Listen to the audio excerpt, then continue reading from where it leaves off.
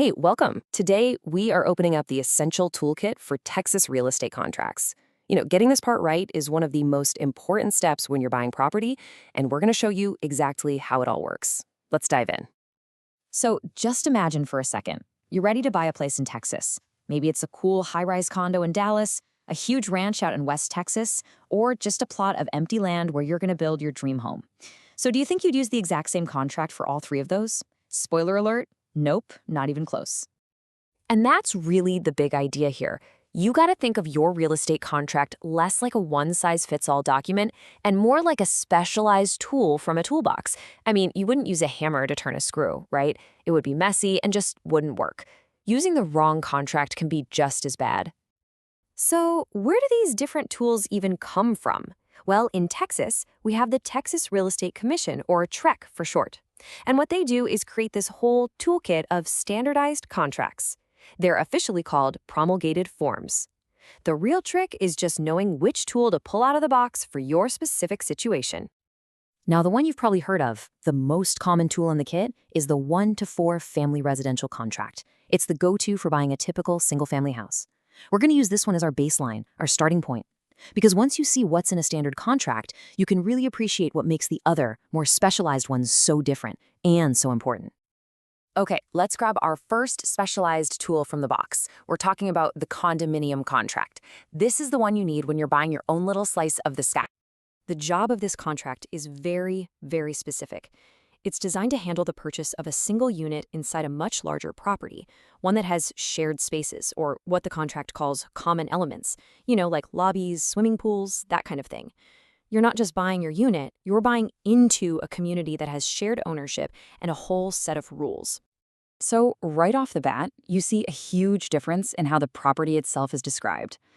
A standard contract is pretty simple. It talks about the land, the lot, and the house on it. But a condo contract, it has to get way more detailed. It has to define your specific unit, the building it's in, your legal share of all those common areas, and even your assigned parking spot. The contract is just more complex because your ownership is more complex. Now, this little sentence, this is a huge, huge protection for you as the buyer. Because you're about to join this new community, the contract gives you the right to look at all the rules before you're fully committed.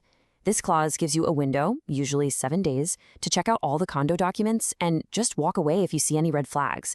It's a critical safety net that you just don't find in a standard home contract. And one of the most important documents you'll be reviewing during that window is something called the resale certificate. You can think of it like a report card for the Condominium Owners Association. The association itself prepares it, and it gives you a snapshot of everything: their finances, if they're being sued, and all the rules you're going to have to live by. So why is this thing so important? Well, it's your chance to do a financial health check on the group you're about to be forced to join. It also spells out all the rules that will govern your day-to-day life. Can you have a dog? Can you rent out your unit? It's all in there.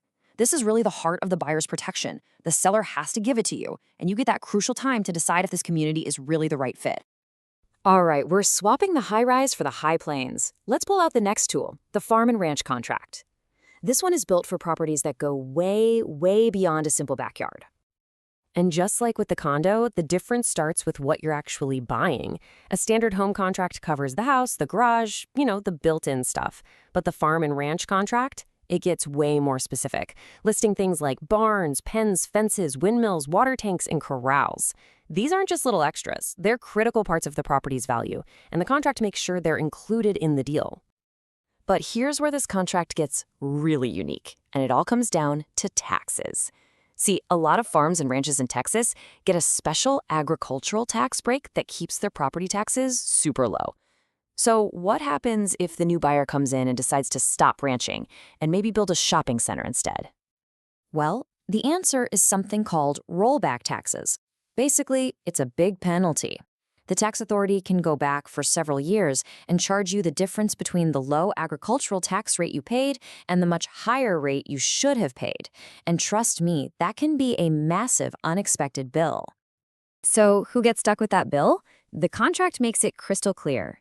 If the buyer changes how the land is used after the sale, the buyer pays the penalty. If the seller did something before the closing that triggered the tax, then the seller pays. And this is so important, this obligation doesn't just disappear when the deal is done. It actually survives the closing. Okay, let's round out our toolkit with a couple forms for when you're starting from scratch, either with a piece of raw land or a home that's being built just for you. The unimproved property contract is pretty much what it sounds like. It's the tool for buying land with nothing built on it. Now, because that empty land might have had an agricultural exemption on it, guess what clause is also in this contract? That's right, the same crucial rollback tax clause we just talked about. It's there to protect both the buyer and the seller by making it clear who's on the hook if the land use changes. And last but not least, we've got the contracts for brand new homes. There are actually two different versions, one for a house a builder has already finished, and another for a house that's still under construction while you're buying it. And these forms have some really unique legal protections built right in for the buyer. If you look closely at a new home contract, you'll find this little sentence tucked away in there. Now, I know it just looks like boring legal jargon, but believe me, this one line is a massive deal for anyone buying a new construction home. It references a very specific part of Texas law all about construction problems. So what's the big deal? What does that reference to Chapter 27 actually do for you? Well, it sets up a formal process for handling any construction defects you might find. It gives you the legal right to recover damages, but there's a catch. First, you have to give the builder written notice 60 days before you can file a lawsuit. This gives them a chance to come inspect the problem and make an offer to fix it. It creates a path to solve things without immediately running to court. Whew, okay, we have covered a lot of ground here, from condos to construction. So let's boil it all down into a super simple, powerful guide so you can feel confident you know what you're signing. Here it is, your 3-step path. Step 1, be crystal clear on what kind of property you're buying. Is it a condo, a ranch, a new build? Step 2, make absolutely sure that you and your agent are using the correct TREC form for that property, the right tool for that specific job. And step 3, and this is the most important one, focus on and really understand the clauses that are unique to that form. That's where your biggest protections and your biggest potential problems are hiding. Because at the end of the day, that's what this is all about. The right contract isn't just a stack of paperwork you have to sign. It's your shield. It's your protection and your power in what is probably one of the biggest financial decisions of your life. Using the correct one makes sure your specific needs are covered right from the very beginning. So the next time you're looking at a property, you'll know that different types need different tools. You know what form to look for.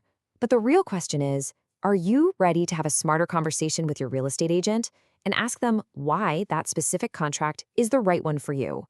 Thanks for tuning in.